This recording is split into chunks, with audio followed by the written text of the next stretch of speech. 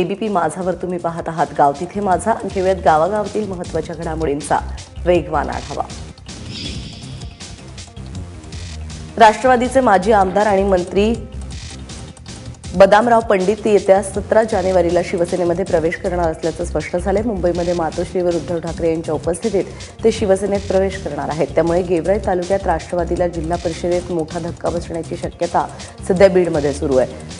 गटातटाच्या राजकारणामुळे बीडमध्ये राष्ट्रवादीत दुफळी निर्माण झाली आहे. ऐन निवडणुकीच्या तोंडावरती पंडित यांनी हे स्पष्ट केल्याने राष्ट्रवादीच्या अडचणीत वाढ होण्याची शक्यता आहे.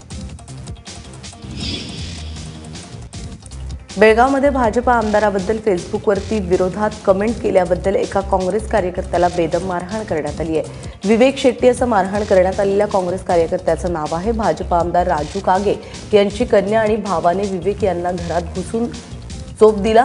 मारहाणीची दृश्य सीसीटीव्हीमध्ये कैद झाल्याची माहिती मिळते. यामध्ये विवेक शेट्टी गंभीर जखमी झाले असून त्यांच्यावर उपचार सुरू आहेत. दरम्यान या मारहाण प्रकरणी भाजपा आमदार राजू कागेसह अन्य 13 जणांवरती गुन्हा नोंदवण्यात आला आहे.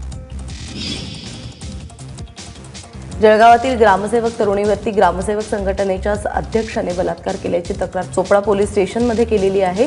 शासकीय कामामध्ये अडचण निर्माण करेन अशी धमकी या तरुणीला देण्यात आल्याचं सांगितलं जात आहे. बळजबरी घरामध्ये घुसून या तरुणीवरती बलात्कार करण्यात आल्याचं तक्रारीत म्हटलं गेलं आहे. दरम्यान संशयित आरोपी चंद्रशेखर सोनवणे सध्या फरार असून पोलीस त्याचा शोध घेत आहेत. घरच्यांनी सहलीला पैसे दिले नाहीत म्हणून जालन्यातील 15 वर्षांच्या मुलीने आत्महत्या केली आहे. जालन्यातील घनसावंगी तालुक्यातील मुरुमा गावामध्ये ही धक्कादायक घटना घडली. 9वीमध्ये शिकणारे शीतल मुकणे हिची महाबळेश्वरला सहल जाणार होती तर तिचा भाऊ देखील सहलीला जाण्यासाठी आईवडिलांकडे हट्ट करत होता. मात्र आईवडिलांनी शीतलच्या लहान भावाला सहलीसाठी पैसे दिले. त्यामुळे आपल्यावरती अन्याय झाल्याच्या रागातून शीतलने राहत्या घरी गळफास लावून आत्महत्या केली आहे. आदिवासी विकास भवनची बनावट वेबसाईट बनवून जळगावातील एका शिक्षकाला 10,50,000चा गंडा घालण्यात आलाय. वेबसाईट बनावट असल्याचं खोटं नियुक्तीपत्र देऊन त्याची फसवणूक करण्यात आली आहे. आपली फसवणूक झाल्याचं लक्षात येताच त्याने याबद्दल विचारणा केली असता फसवणूक करणाऱ्यांनी पीडित तरुणाला जीवे मारण्याची धमकी दिली. याबद्दल पोलिसात माहिती दिली असता जळगावमधून एकूण 4 जणांना आतापर्यंत पोलिसांनी ताब्यात घेतलंय. त्यांच्याकडून बनावट आय कार्ड, शिक्के आणि इतर साहित्य जप्त करण्यात आलेले आहे. या प्रकरणातील इतर 5 आरोपींचा पोलीस शोध घेतात. माळवाडी बलात्कार घटनेचा निषेध करण्यासाठी कॅन्डल मार्च काढण्यात आला. गांधी पुतळ्यापासून सुरू झालेल्या कॅन्डल मार्चचा समारोप शिवाजी चौकात करण्यात आला.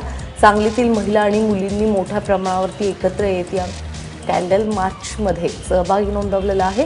दरम्यान मराठा क्रांती मोर्चाकडून सांगली बंदचं आवाहन करण्यात आलेलं आहे. शांततेमध्ये हा बंद पाळला जावा यासाठी मराठा क्रांती मोर्चाच्या संयोजकांकडून आवाहन केलं जात आहे.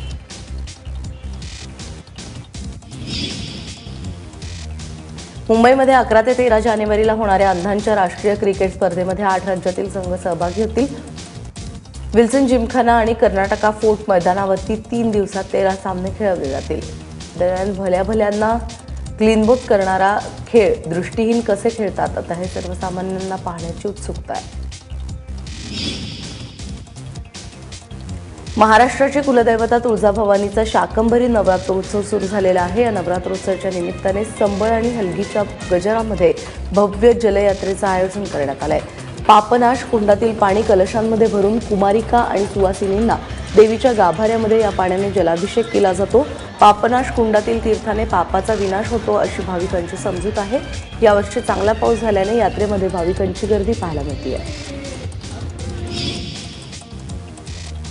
नाशिकला थंडीनं वेढलेले असताना थंडीच्या कचाट्यातून बाप्पा देखील सुटलेले नाहीत. रविवारी कारंजा परिसरामध्ये चांदीच्या गणपतीला कडाक्याच्या थंडीपासून वाचवण्यासाठी पुजारी आणि भक्तांनी रॅली काढली. त्याचबरोबर रात्री 9:30 नंतर बाप्पाला ब्लँकेटही पांघरण्यात आलाय.